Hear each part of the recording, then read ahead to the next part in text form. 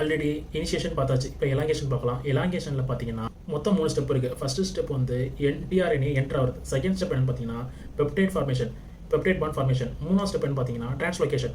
இப்போ ஃபஸ்ட்டு ப்ராசஸ்லையும் ஃபஸ்ட்டு ஸ்டெப்லையும் தேர்ட் ஸ்டெப்லையும் ஜிடிபி ஆட் ஆகுது. ஓகேங்களா? அதே மாதிரி ஃபஸ்ட்டு ஸ்டெப்லையும் தேர்ட் ஸ்டெப்லையும் எலாங்கேஷன் ஃபேக்டர் ஆட் ஆகுது. இந்த எலாங்கேஷன் ஃபேக்டர் ஃபஸ்ட்டு ஸ்டெப்பில் ஆட் ஆகிறப்போ என்ன நடக்குதுன்னா, இந்த அமினோ ஆசிட் மொத்தம் 3 சைடு சொன்னோம். ஏ சைட், பி சைட், அப்புறம் இ சைடு. இந்த ஏ சைட்டில் டிஆர்என்ஏ வந்து என்ட்ராக வைக்குது. ஓகேங்களா? என்ட்ரானதுக்கப்புறம் அது என்ன டிஆர்என்ஏன்னு பார்த்தீங்கன்னா அது வந்து ஒரு கோடான். அங்கே யூசிசி அப்படிங்கிற ஒரு கோடானை எடுத்துகிட்டு வருது. அது என்ன கோடான்னா அது வந்து ஒரு செரைன். ஆல்ரெடி பி சைட்டில் வந்து மெத்தியோனைன் இருக்குது. இப்போது ஏ சைட்டில் வந்து செரைன் எடுத்து வந்து விட்டுருக்கு.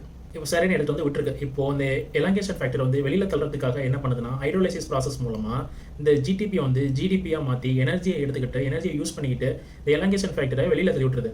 அதுக்கும் அடுத்த ப்ராசஸில் பெப்டைட் பாண்ட் ஃபார்மேஷன் ஆகுது. பெப்டைட் பாண்ட் ஃபார்மேஷனுக்கு என்ன என்சைம் யூஸ்ஃபுல்லாக இருக்குன்னா பெப்டைட் டிரான்ஸ்ஃபரேஸ்.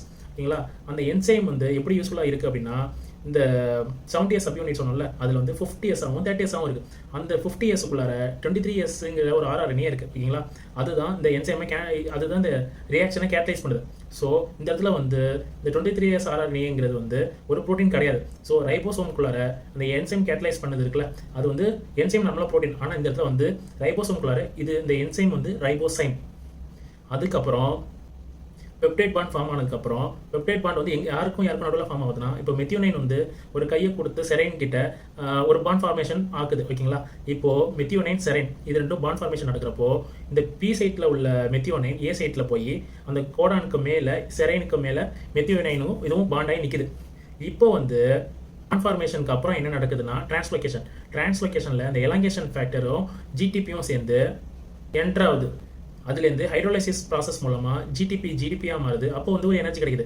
அந்த எனர்ஜியை வச்சுக்கிட்டு இந்த ரைபோசைம் என்ன பண்ணுதுன்னா அந்த கோடான்ஸை ஏ சைட்லேருந்து பி சைட்டுக்கு நவுத்துது, ஃபார்வர்ட் பண்ணுது. அப்போ இந்த பி சைட்டில் வந்து இப்போ வந்து மெத்தியோனைன் செரைன் அந்த கோடான் இருக்குது. ஓகேங்களா?